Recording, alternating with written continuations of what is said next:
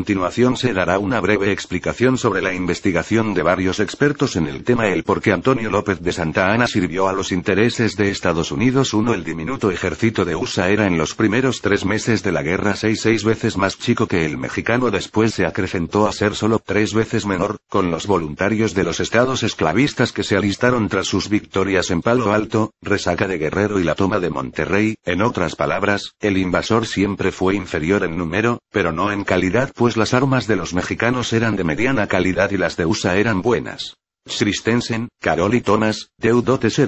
Mexican War by Books, San Francisco, 1998, obra maestra de la objetividad. Está escrito bajo la supervisión y colaboración de 11 historiadores profesionales, 3 norteños USA, 3 sureños USA, 2 chicanos y 3 mexicanos. Además de tener una completa explicación de los orígenes, desarrollo y consecuencias de la guerra, aquí se afirma de los 2 tratados, uno secreto que Santa Anna les firmó a los gringos y correlación de su sospechoso comportamiento que lo delata como agente de los norteamericanos. Smith, Justin H., The War with Mexico Vol. 1. Peter Smith, Gloucester Ma., 1963. Algo antiguo pero aún insuperable, se dedica al aspecto militar de la guerra, además de describir la exagerada ineptitud militar rayana en la traición de Santa Anna en todas las batallas. Es objetivo porque también denuncia sobre el comportamiento del Gral Taylor que provocaron aquí la pérdida de su categoría de héroe americano. Este gringo fue otro carnicero.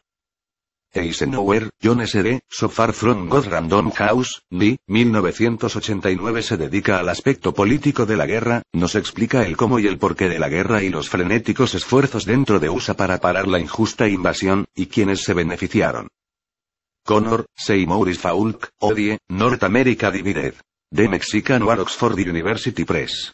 1971. Invaluable libro que nos describe cómo hubiera bastado una sola derrota aplastante o del ejército diminuto de Taylor o el pequeño de Scott, para que la guerra se hubiera terminado por oposición del Congreso de los USA. Urwin, Gregory J.W., The United States Calvary Illustrated History Blandford Press, D. 1983. En la parte sobre las operaciones militares en 1846-48, comparación entre los veteranos dragones regulares y los novatos Rangers voluntarios de USA, todos armados con rifles y 2 pistolas Colt de 6 tiros y sus choques con los vistosos coraceros, los emplumados lanceros y pobres rancheros, estos últimos armados con solo machetes. Rol de bajas: 1 gringo muerto por 10 caídos nuestros. Doloroso, pero cierto. Y Anton, The Mexican War, libro ilustrado con decenas de mapas militares de todas las pequeñas escaramuzas, medianos combates y grandes batallas de la guerra, con enumeración y porcentaje de tropas de ambos bandos, siempre más numeroso y grande el ejército mexicano, por ejemplo. Aquí está la explicación de cómo fue la emboscada que sufrió el capitán Thornton y sus 60 jinetes ante 1,600 mexicanos en el rancho de Carricitos y que fue usado de pretexto para declaración de guerra de USA. Este libro demuestra que si se hubieran llevado a cabo distintas decisiones de cómo mover las numerosas tropas mexicanas, la guerra hubiera sido muy diferente. Hay muchos más libros en Estados Unidos, para complementar los libros mexicanos, muchos libros viejos que están en manos yanquis. Aquí viene un extracto de una carta que le escribí a otro joven investigador, que ya vio la verdad.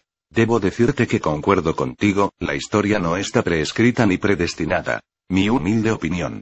Si Colon hubiera sido muerto en el primer viaje de regreso, donde una tempestad que efectivamente pasó en la vida real casi hundió sus 2 únicas carabelas que le quedaban, los reyes de España no tenían más dinero para otros viajes, los españoles no hubieran descubierto América y Cortés nunca hubiera venido aquí, sino se hubiera ido a tratar de conquistar Marruecos, África, donde al principio pensaba ir al igual que Pizarro, y posiblemente los musulmanes los hubieran matado.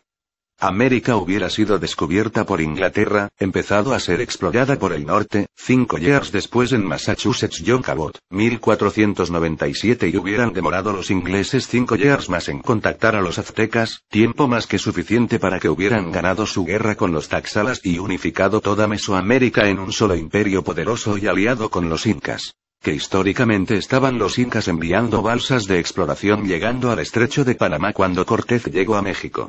Más claro aún, si solo se hubieran postergado por 10 años por la muerte de Colón el descubrimiento de América, hasta los incas hubieran tenido tiempo suficiente de terminar sus guerras civiles y buscar alianza con los aztecas, pues los indios guaraníes les avisaron de la invasión de Portugal que entraba por Brasil cuando ya era demasiado tarde. Pizarro ya había capturado a los jefes incas.